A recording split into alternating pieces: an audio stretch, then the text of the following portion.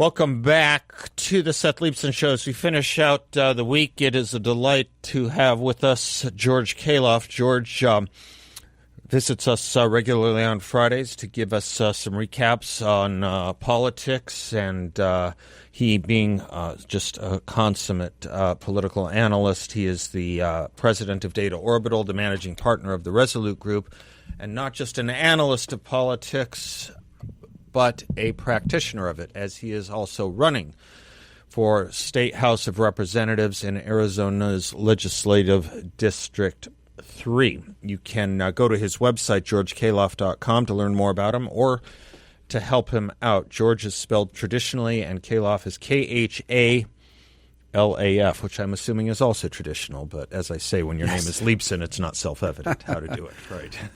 Always good to be on, Seth. Thanks, George.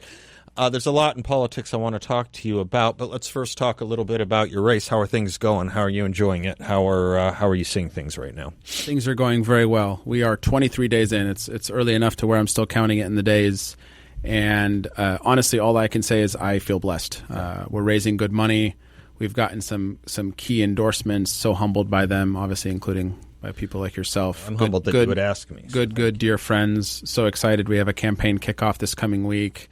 We're going to be at max capacity for the venue, which is always a good thing for something like this. But honestly, the thing that gets me the most excited, Seth, and you know why I'm doing this, is I've already started knocking doors. I'm talking to voters, and we're just having great conversations. The vision that I have for the state is resonating with them. We're sort of building bonds and friendships. I walked the parade in Fountain Hills on Thanksgiving Day, Brianna and I did, with the new little guy. Yeah. Brianna was carrying him. It was so much fun. And the little guy is how old now? About a month? 7 weeks. Yeah. He was about 5 weeks at that time. Yeah. And we just had a great time. But I've really enjoyed being out and about almost every night. In addition to the door knocking, meeting with voters across the district and across the area. I had 2 coffee meetings this morning with constituents in the district, key leaders, and they're going well. I really, I'm very grateful. Well, when you knock on doors and talk to people, what I asked you this last time, but I think it was before you were doing door knocking. You were doing more larger events, which I know you're still also doing, communal events. What are the individual households asking you mostly about? 2 main things. With a couple of exceptions. One, affordability. Mm-hmm. Even in this district, and it's a fairly affluent district for anyone that knows, affordability. Even if it's not for themselves, for their kids, for their grandkids, or they just are aware of it in the community. Yeah. And 2, and very important, an issue I know is very near and dear to your heart, public safety, crime, safe communities, homelessness, anything and everything connected to us just feeling safe and secure, because we do have a homelessness problem in the Northeast Valley, even there. And people are very mindful, obviously, the fentanyl and all that's kind of connected to the border. And then, of course, younger families, which there are a number in the neighborhood where I started.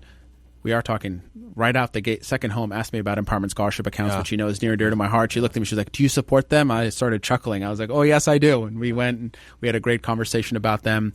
But people are asking in general about education, especially when they have younger kids or are likely to have kids in the home. It's so interesting. I'm glad you I may have you join me for a class next semester. I just finished my first semester teaching at a political science class at ASU. Maybe you can come in and do a class next semester, because I did a wrap-up, and I wasn't sure exactly how to wrap it up on my last class on Wednesday. But you're bearing out something that I did wrap it up with, which was, so the first political scientist most people think of is Aristotle.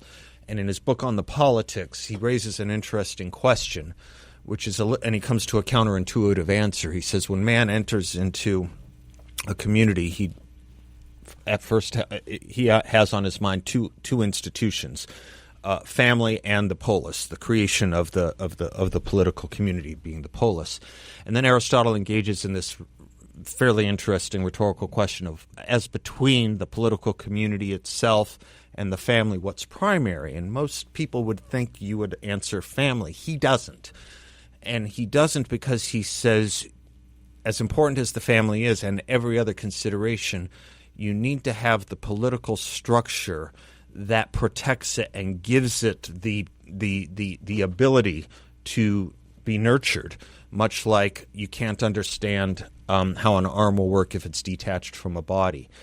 And And when I hear you say that what people are asking you about are those kinds of things, it's exactly what real political science is about. Crime, safety, education. Yeah. This is what people want. They're doing the Aristotelian thing, if you'll... I don't know if that's a good bumper sticker for you or not. Khalaf doing the Aristotelian thing. Maybe it is for the show. Maybe it's better for my show than your campaign, but you take the point. I absolutely do. And look, Seth, we know we spent a lot of time in the time that we spent together on air and off air talking about the assault that the family has been is felt. Yeah. Men and women, especially men, we've done a lot of talking. The assault of the family from cultural issues, it feels never ending from the progressive left, and people are over it. And I'll tell you another thing, that it's not an issue, but it's essentially like a litmus test. People want to talk about faith. Mm-hmm. I know. I have been amazed by it, and not everyone's necessarily a Christian, but man, you would, at a minimum, people want to know what faith tradition I am because they want to know where my value system comes from. And then at a maximum, which has happened quite a bit, we talk extensively about faith because people want to know. And I have 4 things that define me. I'm a Christian first, a husband second, a father third, and then an America First conservative. And it resonates with people when I say the reason why I say those in that order, and I explain to you my beliefs and sort of those 4 words for me, or phrases. Give them to me again. Christian first, husband second, father third, and then an America First conservative is because being an America First conservative has no meaning if you don't know the fact that I'm a Christian husband and father. Right. That's the importance to me. I am an America First conservative because of the first 3, because of my worldview, because of Brianna, my wife, because of our 3 boys. That then extrapolates out, and people are resonating. Yeah. People resonate with that because that explains the actual why of George. Yeah. I'm not just paying lip service to issues. They know my heart. Then they know my thought process. Yeah, I think you are exposing something, and maybe in exposing it, teaching something on a wider scale than you have done in your political consulting business, which is the safety with which more and more candidates should feel free to talk about the importance of faith, because there has been this kind of, for many years, decades, maybe generations, this kind of, forget the Democrats for a second, but this Republican thing. This is not something a lot of Republicans want to talk about. Even if they want to talk about it, they don't feel comfortable talking about it, or they don't feel right talking about it. And the liberal left culture does a pretty nice job of making them feel that way. When Donald Trump was speaking at Charlie Kirk's memorial service, there was an Arizona Republic reporter, not an op-ed writer, reporter, who said in invoking God, Donald Trump was blurring the line between church and state. And I thought, words I can't say on the radio. A president can't talk about God without violating the Constitution. Yeah.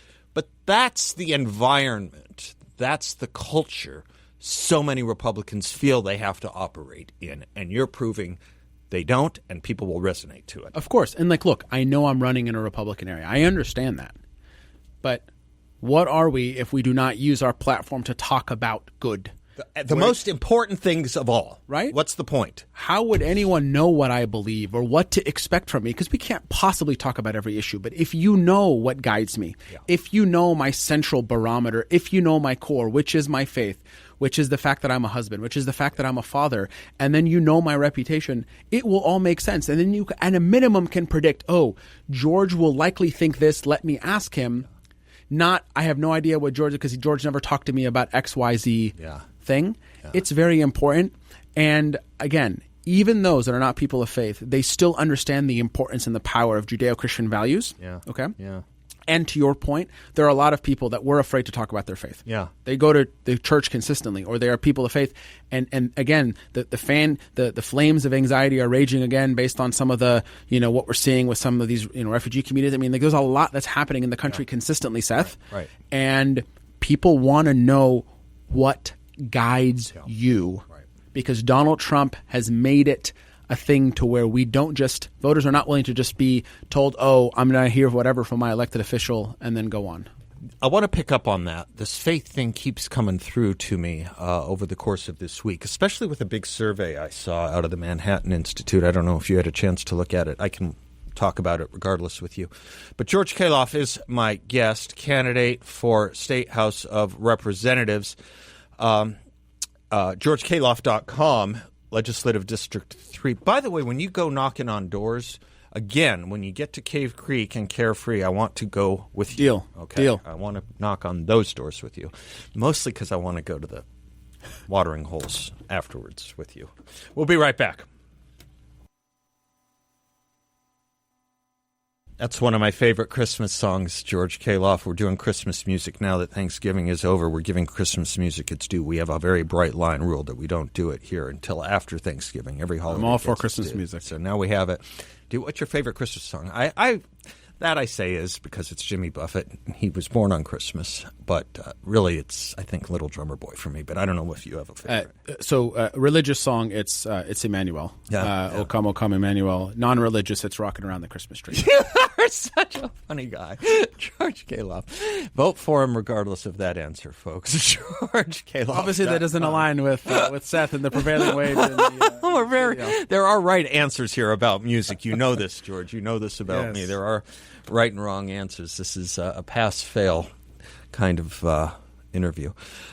So something interesting that goes back to the faith issue in politics, George. In our movement, conservative movement, as much as in our party, there's been a lot of talk lately about potential influence, growing influence of kind of odd people with odd views, to put it no higher, conspiratorial views, racially and ethnically bigoted views, and how much influence do they have? My sense is not as much influence as the media wants to say they have. And there's this really, really interesting and very grand survey the Manhattan Institute did, big survey the Manhattan Institute put out this week on the new GOP survey, an analysis of today's Republican coalition. One of the things it found, and I wanted you to sound off on this, is that the new GOP is more racially diverse than in the past. But get this sentence: consistent church attendance is one of the strongest predictors of rejecting the attitudes of racial bigotry and conspiratorial thinking. Infrequent church attendance is one of the strongest predictors of it. Fabulous. I could not be more emphatically nodding my head. So first and foremost, to set the stage, church attendance is the best indicator to actually what your political ideology is. Candidly, the more likely you attend church, so once a week plus is the way that I would say, you're an ideological conservative. Whether you're registered Republican, Independent, you're an ideological conservative. Period. Hard stop. And you would align on that. Of course, there's no surprise to that statistic, Seth. Why? Because when your North Star comes from God and comes from somewhere, conspiracies aren't conspiracies. Bad things happen, we understand, because evil is real and prevails, and that's what the Bible teaches. But you put that in a specific spot, right? It's not about conspiracy and going down dark rabbit trails. It's just that there is evil, the world is fallen, that is something we have to factor in, and we have to pray. But you are, of course, less susceptible to that. And most importantly, what was the first, and sort of pastor says this all the time, what was the first thing that made everyone equal? Jew and Gentile the same. It was Jesus Christ. It was his message. And so, of course, racial equality and would be high and bigotry would be low if you attend church consistently, because we are all brothers and sisters. That's the entire point. And often, not, I don't want to go down this rabbit trail, but the anxiety that happened in 21, 22 for folks that remember around the BLM and the riots things happening in church and pastors talking. Part of the reason why it went off the rails is because people were not understanding that Christian faith inherently takes that away, and that we are all equal in the eyes of God, which means that we should all be equal among each other. And we are living that more out today than we were 20 years ago, but there's more work to do, yes, because there's not a lot of people that go to church that consistently. So I get asked, you probably do too, occasionally, about the notion of Judeo-Christian values or the Judeo-Christian ethic of American civic society.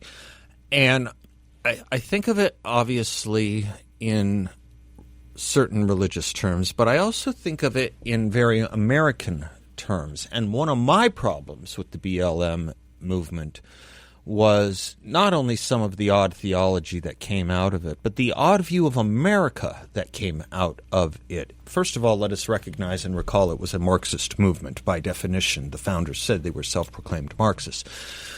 But the very founding of our country, that our Declaration of Independence, which states that all men are created equal, and I teach this in my class heavily, George, as understood by the founders, properly understood, and is understood by Abraham Lincoln and Frederick Douglass and Martin Luther King and some of our great civil rights advocates and leaders. The idea of when we say, according to the laws of nature and nature's God, as we do in the Declaration of Independence, that all men are created equal, it means we're all equal in our inequality below God. We're not God. We can't treat other human beings as gods or beasts, right? We're all equal in our inequality before God, and that's how they got us to this notion of equality, political equality, civic equality, a very American thing. No other country ever declared its independence based on that notion. Yeah, yeah, and look, you also can't talk about this. So a lot of the commentary about this is that America was inherently a racist nation because its people are all inherently racist. What people don't understand that, I feel like I'm giving a theology lesson, is that as a Christian, you understand that we are all broken and all less than God, which means that, yes, we are going to have sort of bad things a part of us, but that we are redeemed only through Christ, but that we are all equal in that. And so a nation made up of these individuals does not mean that that nation's inherently racist, and that is a major problem. That was the biggest debate, is the inherency of the racism, because what that told, again, we've talked a lot about young men, what that told is that if you're a young white male, that means you are born inherently racist. That is what they wanted you to believe. And we know that that's not true because that's not what materially plays out. We can also simultaneously understand that there are individuals that unfortunately still hold those views, but that is absolutely not the prevailing sentiment.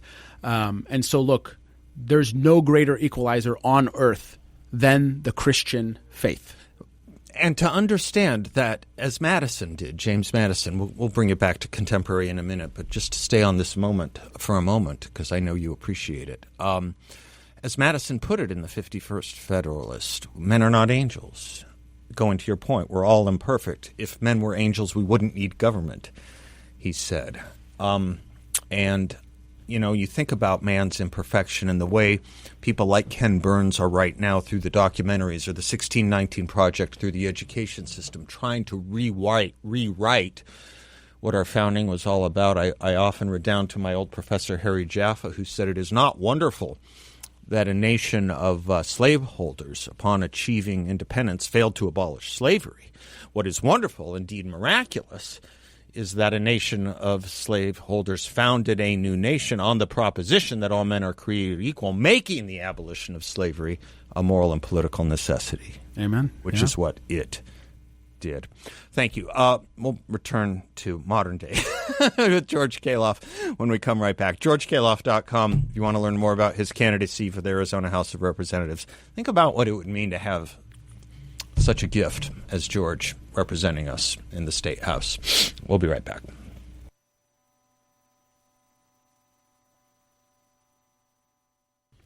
We got to give George his music at some point. I was going to ask, am I ever going to get it? I don't think so. Chopped liver here. Oh, you were training. You missed what George said his favorite Christmas music was. Yeah, we've got our you're loaded assistant up? Producer Dane is on the watch today. Oh, he's working on it. Hi, yeah. Dane. So what was the request? I thought this wasn't a request show. Rocking around. It is a listening show. It's a listening show. That includes my producers. All right. Rocking around the Christmas tree. My non-religious, my favorite one is a religious song, but my non-religious is Rocking Around the Christmas Tree. So give him his religious artist, one. Just give him his religious one, for goodness sake. It's Emmanuel. Yeah. Okay.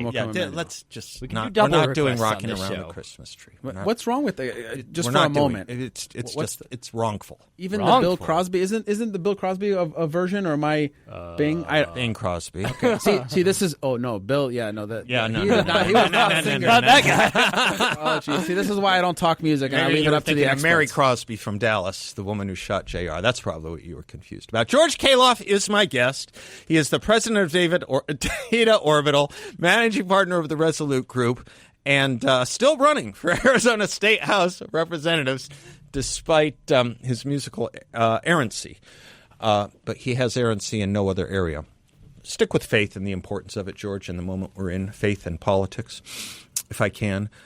Because as I was reading that Manhattan Institute finding about the importance of church attendance and how it is the greatest predictor of not falling into the bigotry trap, not falling into the conspiratorial thinking trap, and that lack of attendance seems to be one of the greater protectors.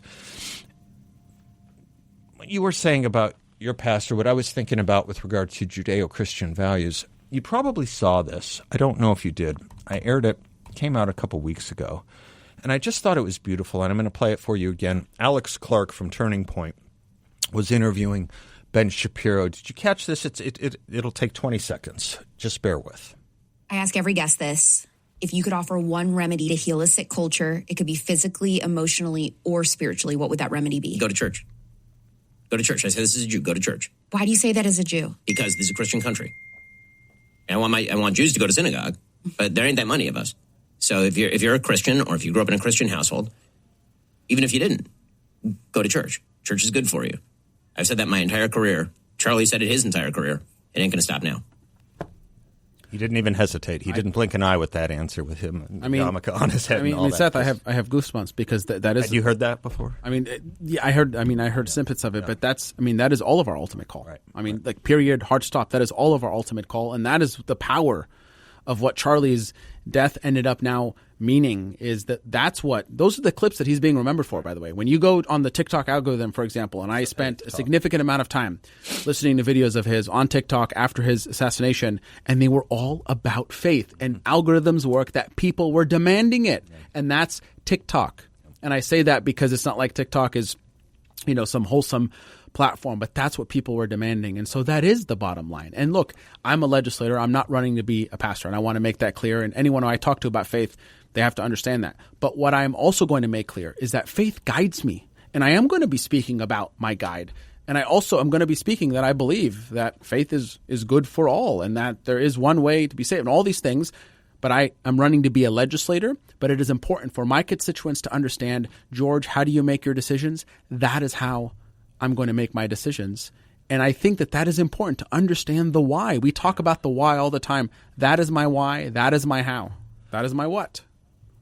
Well, it's so important on so many levels, everything you just said, taking off of what Ben Shapiro's so quickly instinctual answer was. And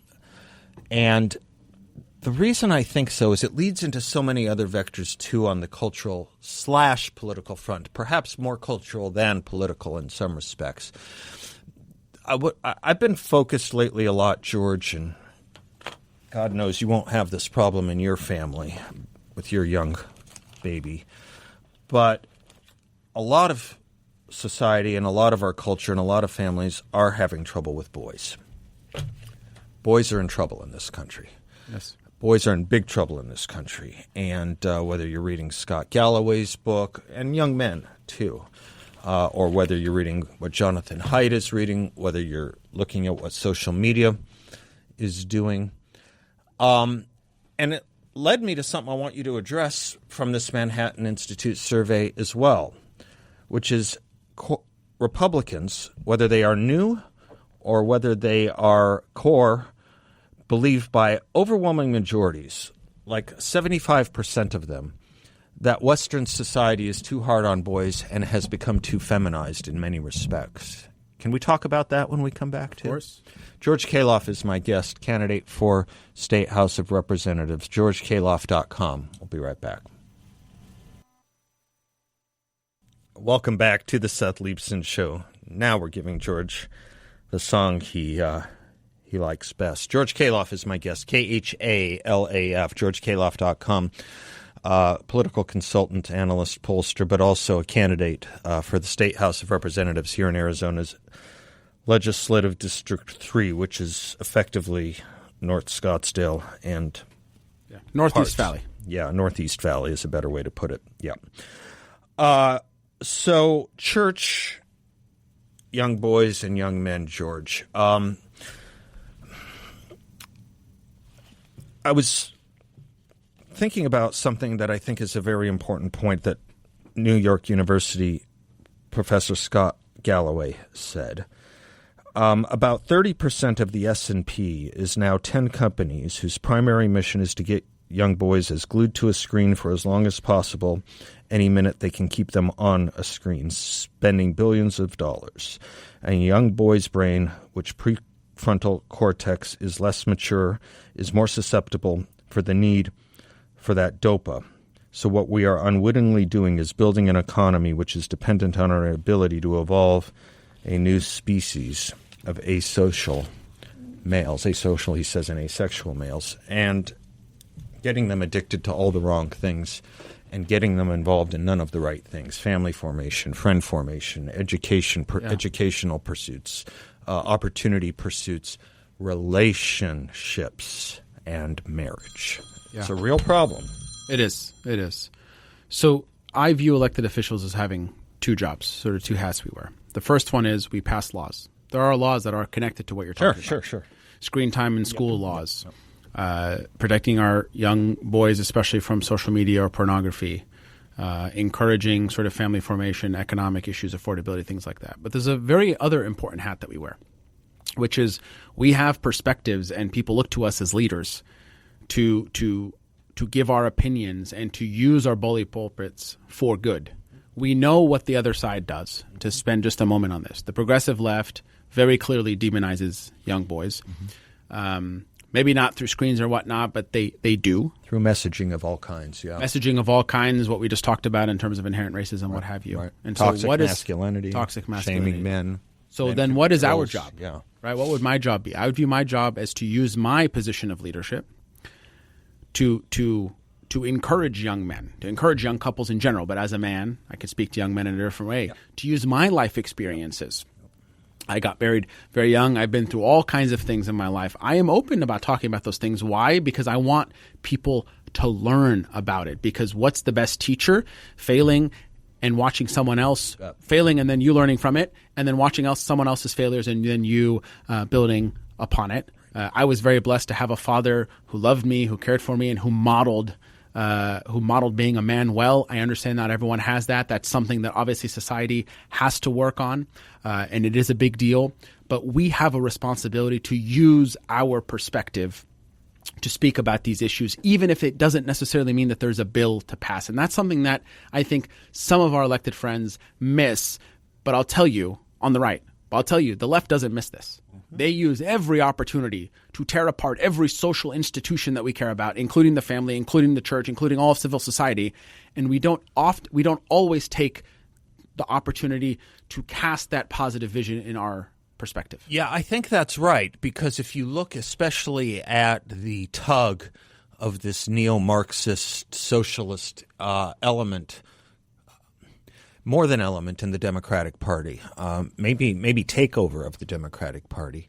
It is all those civilizing institutions that Marxism opposes. Chapter 2 of the Communist Manifesto is all about the destruction, the need to destroy the Western notion of the family.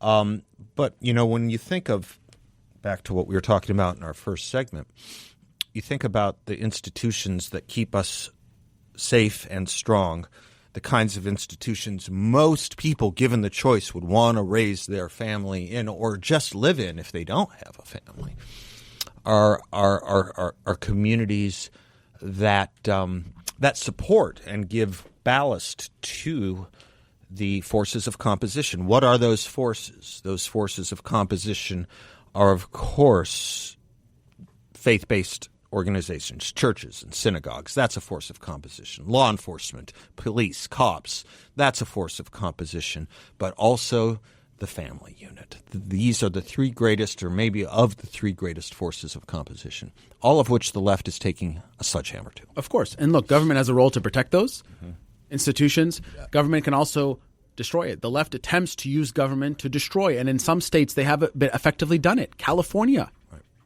we may love California's beaches and attractions, but California The only thing we love about California is the thing people can't do to destroy it. It's the stuff that God did to California. Otherwise, 100%. Right. Otherwise, they are using every lever of power. Long before Gavin Newsom, by the way, we like to, Gavin has we have plenty of reasons to oppose him, but long before him, they are day by day, moment by moment, brick by brick, destroying these institutions that we care about. And something that I always like to talk about because not everyone knows about it, but it is absolutely crazy that in the state of California, if you're a certain age, definitely not of legal age, so under 18, I think it's over 13 or 14, and you disagree with your parents that you want to change your gender or there's some other adult that's helping you, if you somehow get across state lines, you are in effect, not fully, but in effect, emancipated from your parents, and you can, and the state will pay for you to do that. That not is just terrifying. That is disgusting and gross and shows the depravity of how far the progressive left is willing to go and why people are up in arms to say, no, hands off my children. You know, it's so interesting you brought that up. When that first came about, it's like 2 years old now, maybe, something like that? Yeah, a couple years old. About 2 years. I remember a very strongly faith-based political commentator and author saying, my recommendation to Californians is to get out. Get out. After that law was proposed. He says, get out. Now, what's interesting to me about that is I don't counsel it. I don't want to speak for you. You can't abandon any field. I think you got to stay and fight, which is why I admire your candidacy so much. I don't think you can just give up huge swaths of the country. We were talking about things that led to the Civil War before. It's all our territory, Abraham Lincoln said. And you can't give up, right? I think. I don't disagree. I think it is tough, though. I'm talking a lot more people I know now. It's easy for me to say. Yeah, but people are like, look, am I going to really stay, for example, in San Francisco and fight this fight? I mean, it's one thing to fight it in Orange County, but if you're in San Francisco, what do you do? Yeah, okay, so let's talk. So go to Portland. Orange County. Let's take the moderate position here. We'll compromise and say stay in California, but go to Orange County. I am, of course. I mean, in my opening campaign, I used the line, I'm going to fight or die trying. I mean, that is the moniker of my life. But that's, So far it's worked. May you go from continued strength to strength and win to win. George Khalaf is my guest. We have one more short segment where he has managed to turn my staff against me. GeorgeKhalaf.com. That's persuasion. It is. You've persuaded my producers to oppose the dictates of the permanent host here. George Khalaf, and I'll be right back.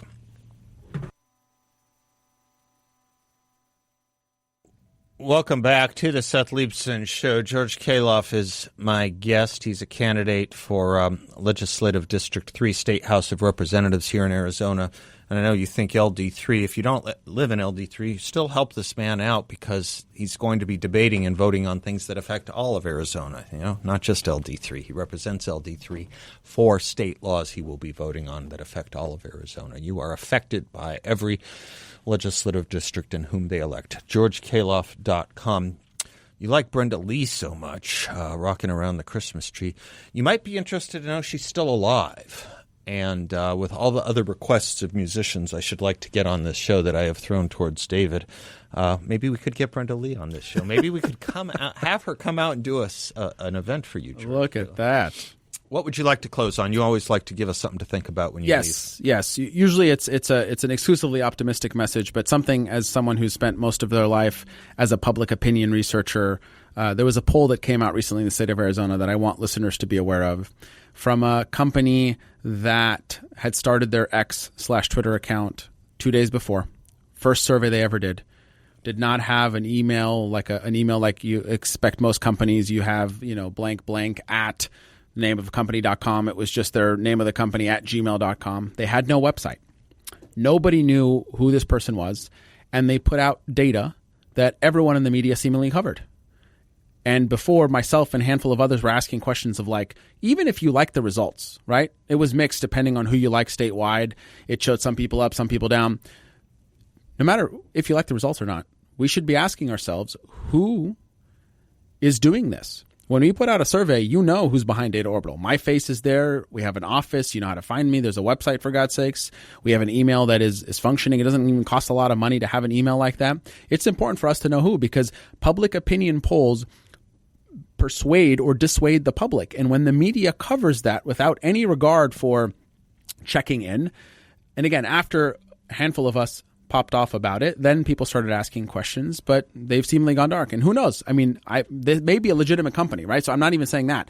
But I think there's onus on everyone to look into that. And so my urging is, when you see something, dig into it a little bit. Reach out to folks like us to ask, hey, does this make sense, legit or not? Follow folks like myself and you on social media, Seth, where we are commentating about things like this, because there are bad actors out there. I don't know that this company is, which is why I haven't even named the name. Yeah. But we don't know until you have full transparency in these things, and it is super important in research. So I just wanted to end with that. Well, I'm glad you did, because I say it about almost everything, about almost any news story that sometimes people will find on social media or what have you. General rule of thumb I have is, if something sounds too good to be true, it usually is. If it sounds too bad to be true, it usually is. But moreover, even in this world of the New York Times and Washington Post, established names, do your homework. Each individual has to do their own homework. Discernment is key. You bet. Thanks for yours, George Khalaf. On behalf of George, David, Dane, and Bill, and Terry, until Monday, God bless you all. I'm Seth. Class dismissed.